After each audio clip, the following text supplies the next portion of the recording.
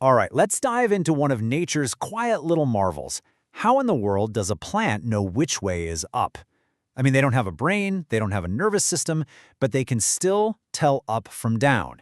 It's this fundamental ability that's absolutely key to their survival. So, how do they pull it off?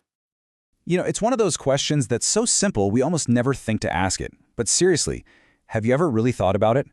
A tiny seed, buried under the ground in complete darkness, how does it know to send its shoot up towards the sun it can't see and its roots down into the soil? The answer is just this beautiful piece of biological engineering. Okay, so there's a fancy word for this incredible ability, gravitropism.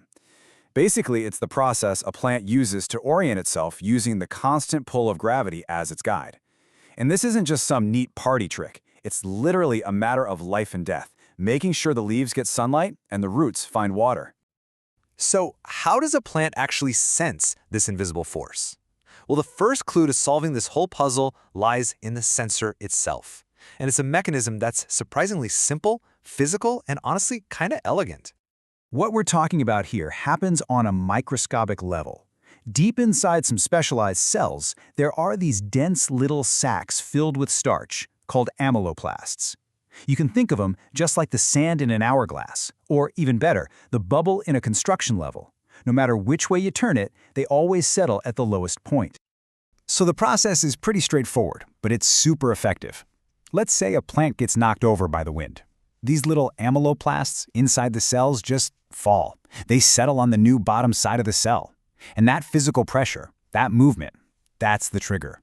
That's the first domino that tells the plant, hey, something's changed. We're not upright anymore. Okay, so the plant knows it's sideways. Great. But so what? I mean, sensing you've been tilted is one thing, but how does that physical message get turned into an actual command to, grow differently? There's a big piece of the puzzle missing here. And that brings us to our second clue, a powerful chemical messenger. Think of it like a hormone that carries the instructions from the sensor, those little falling amyloplasts, to the parts of the plant that actually need to do the growing. This messenger is a hormone called auxin, and it is basically the director of the entire growth show. A simple way to think about it is, where auxin goes, growth follows. The amount of auxin tells the cells how fast to grow. But, as we're about to see, the rules for how to react to it, well, they change depending on where you are in the plant. So, according to a really foundational theory in botany, when a plant gets tilted, gravity does its thing and pulls this auxin downwards. So what you get is a buildup of the hormone, a higher concentration on the lower side of the stem or the root. And that right there, that's the magic trick. This simple imbalance is what makes the plant bend. One side of the stem starts growing at a different speed than the other side, and that physical difference forces the whole thing to curve. But wait a second, hold on. This leads to a really fascinating plot twist. If auxin sinks to the bottom in both the shoot and the root, why does the shoot bend up, away from gravity, while the root bends down, towards it? It seems like it should do the same thing in both places, right? And here is the absolutely brilliant solution. The very same hormone has the complete opposite effect depending on where it is. In the shoots, a lot of auxin tells the cells, florit, grow faster. So the bottom side grows faster and pushes the shoot up. But in the roots, that same high concentration tells the cells, hit the brakes, slow down. So the top side grows faster, forcing the root to bend down. It's just an incredible example of how context is everything in biology. Okay, let's recap. We've got the sensor, the amyloplasts, and we've got the messenger, auxin. But what's the middleman? What's the machinery that actually connects the two and tells the auxin where to go after the amyloplasts have settled? Well, it turns out the key is a family of genes with, and I'm not kidding, a fantastic name, the lazy genes. They're the ones that act as the molecular traffic cops, making that crucial link between the gravity sensor and the growth hormone. And it's not just one gene, it's a whole crew. You've got the classic lazy gene, which tells shoots to grow up. You've got DRO genes, which help roots grow deeper. And then you have TAC genes, which control the angle of side branches, usually telling them to grow more outwards. Each one plays a part in building the plant's final shape. So you can start to see how all these genes have to work together, right? It's not just one signal. It's a delicate balancing act of competing instructions that builds the plant's final form. You can think of it like a genetic tug-of-war. The LAZ genes are pulling upwards, fighting gravity, telling the branches to reach for the sun.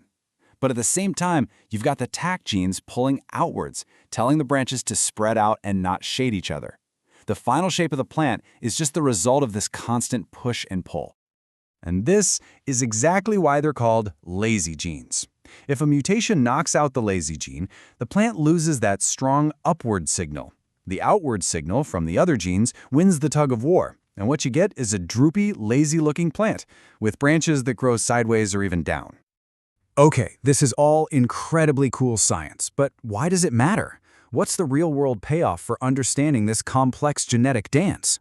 Well, the implications are actually enormous. It all comes down to agriculture and feeding the world. A plant's architecture, the shape of its roots in the soil and its branches in the air, is directly tied to how much food it can produce.